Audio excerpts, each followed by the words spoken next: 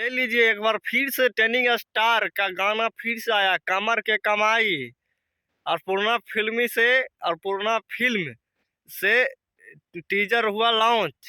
अब देखना है कि कब आता है कमर के कमाई।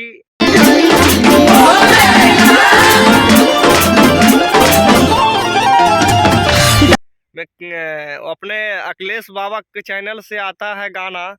गाना देखिए किस तरह से कल कल कल का लाइन दिया हुआ था कि आज 6 बजे, तभी तक हमारे हिट मशीन खेसारी लाल यादव जी का गाना अभी चैनल से नहीं छूटा है।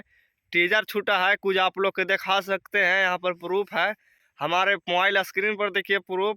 आप लोग का अच्छा लगे तो वीडियो को शेयर लगाइएगा, क्योंकि वो ट्रेंडिंग स्टार में है। ग्लोबल म्यूजिक जंक्शन के मालिक भी कह रहे हो कि आप पैसा कमा रहे हैं। विवादी खत्म नहीं हुआ है, एग्रीमेंट के चक्कर में फंसे हुए हैं खेसारी लाल यादव जी। तब पर भी 3 दिन में लगातार गाना दे रहे हैं। और पूर्णा फिल्म से एक वाव गाना आ रहा है, पूरा मजेदार गाना आ रहा है, थोड़ा सुनिए।